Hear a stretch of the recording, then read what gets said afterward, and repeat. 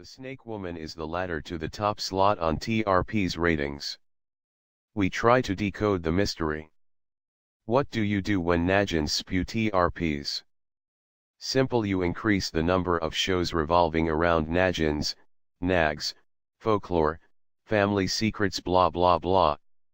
Let me clear it at the outset that this is not a satirical piece written to denigrate the makers of what logical people term as crap of the highest order. As every writer would tell you, holding audiences' interest is no child's play. So, when a formula works, you cash in on it, or make it bigger, just like Ekta Kapoor did with Naagin on Colors. It was Sasural Simar Ka that brought back the Naagin back, first in 2015, in form of the siren Sara Khan. Seeing the supernatural impact on the ratings, other producers also took the reptilian route. The first one to hit the screen was Naagin, which is undoubtedly one of the best publicized shows of recent times. We had a handsome hero in Arjun Bijlani, a hairy Naagin with a sculpted body in Mouni Roy, and a rather fiery one with red highlights in Ekta Kapoor aka Shesha. The trio, aided by a combination of a quirky cast, lavish production values, romance and mythological backdrop, I am yet to figure out the origin of the hairy Nvla, though, have kept a grasp as tight as that of an anaconda on the number 1 slot.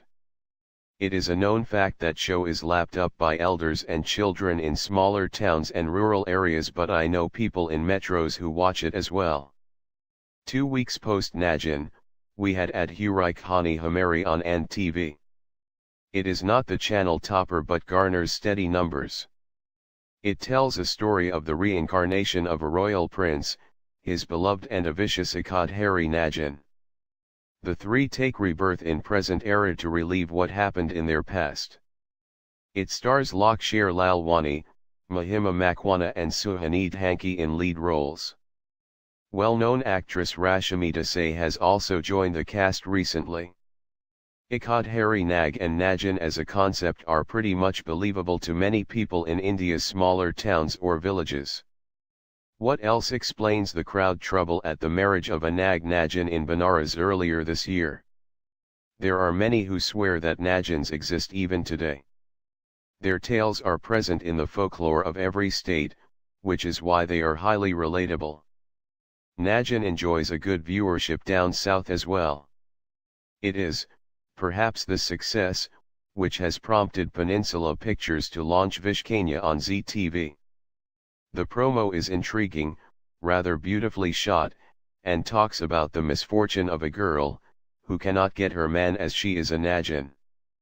Now, if there is one thing I dislike, it's the patriarchal flavor in these shows. Snake woman seeking revenge for partner's murder, struggling to find true love, taking rebirth to reunite with their man. See, love and marriage are not the woes of normal women alone. Thank God we don't see Naagins battling kitchen politics. I remember asking Arjun Bijlani at launch, "Do you believe in the form-changing snake?" He retorted, "Now, if an hairy Naagin is standing beside you, she won't disclose her true identity to you." Point noted. While some might scoff at Arjun's logic, let tell you about India's real Naagins or snake maidens. There are Santhali women who carry poison with them to attack intruders. The venom is fatal enough to kill a man in seconds. These Adivasi women use only this as a protection in the woods where they spend hours collecting firewood. In a country where women are left at their own mercy, a Naagin is perhaps the most fantastical escape that comes at the click of a button.